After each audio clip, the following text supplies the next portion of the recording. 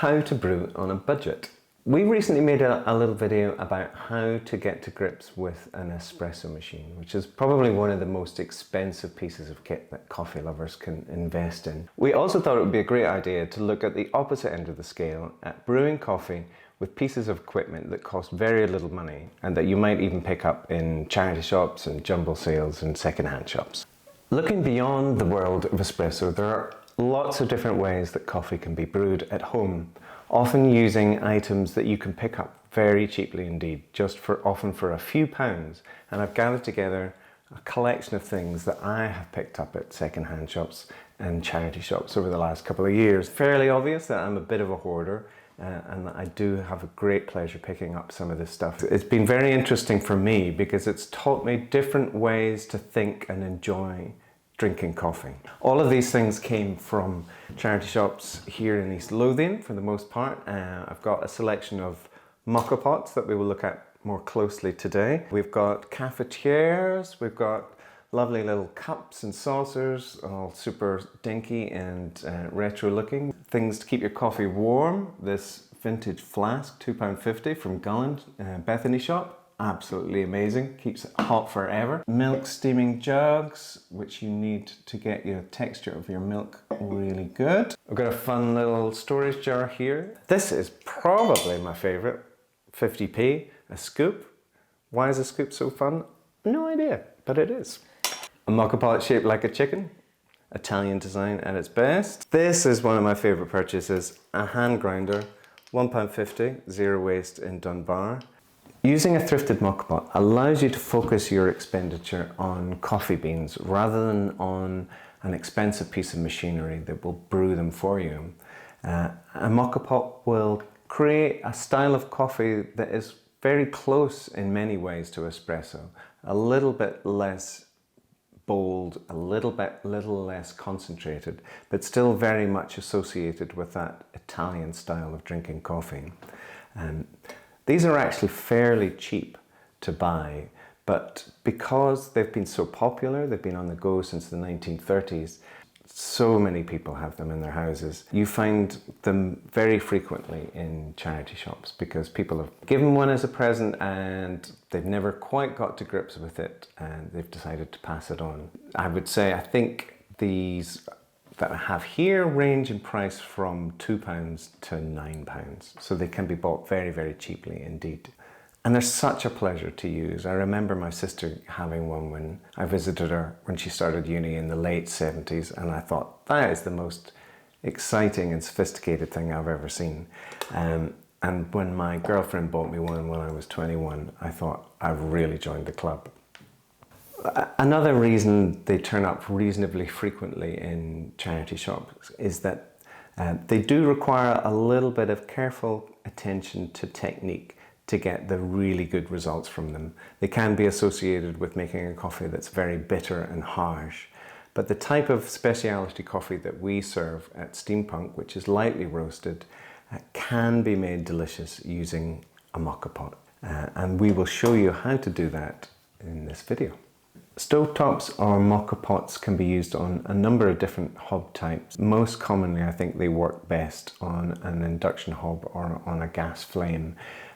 These pots have been made by Bialetti, the sort of classic inventor of the Moka Pot. And this one, the stainless steel version, has been designed to work on an induction hob, but it will work on a gas flame. And I'm going to use that one for the demonstration here today.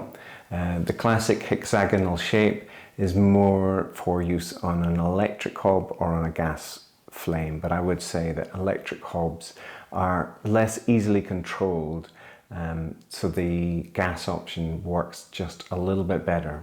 We would recommend using a ratio of about 60 grams of coffee grounds per litre of water. In practical terms, whatever size of pot you're using, the best plan is to fill the bottom chamber up to just below the level of the little pressure valve that you'll see on the base. The basket, which you fill with the grounds, fill to almost the top and then just gently tap it on a hard surface so that you're leveling off and flattening the grounds but not compressing them at all. For a 4-cup stovetop pot like this one, I'm going to use about 19 grams of coffee, which I'm going to put in the little basket using my very handy scoop.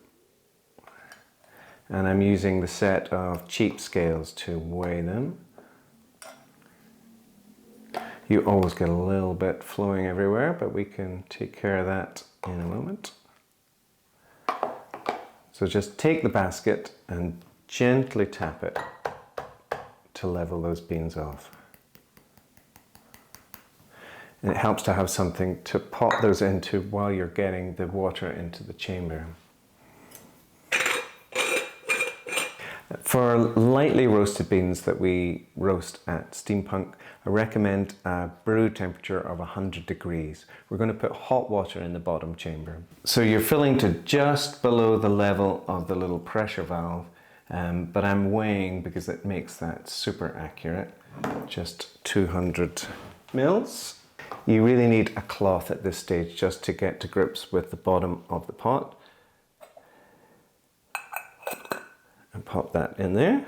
These are the two other elements that complete the top part of the chamber, the little shower screen, which is held in place with a rubber gasket. With the boiling water in the bottom chamber, you then screw the top half of the brewer in place, making sure you get a very tight seal. Once the two chambers are locked together, I'm going to pot it on the stovetop on a very low flame, almost at the lowest level it will go.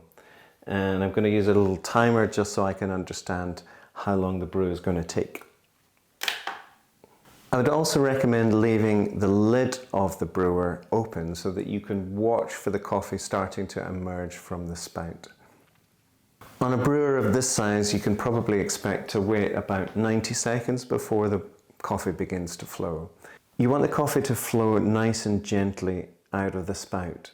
As you approach the end of the brew, watch for the moment at which the coffee begins to spurt more angrily and less gently from the top of the spout. That moment you want to stop the brew in its tracks by putting the whole chamber underneath a running cold tap water. That will stop the brew happening, and it will stop you ending up with really harsh bitter notes in your coffee that people often associate with Moka Pots. Brewing successfully with the Moka Pot should give you about 60 to 70% of the liquid that you've put in the bottom chamber. So in this instance, where we've used 200 mils, we're looking for about 120 to 130 mils. So I'm just using the scale to measure that to make sure I've got the technique right. 135, that looks pretty good to me. That tastes pretty amazing to me. I tend to drink these coffees black if I'm using a Moka Pot, but you may wish to use milk, and that's a perfectly good way to enjoy our lovely coffees.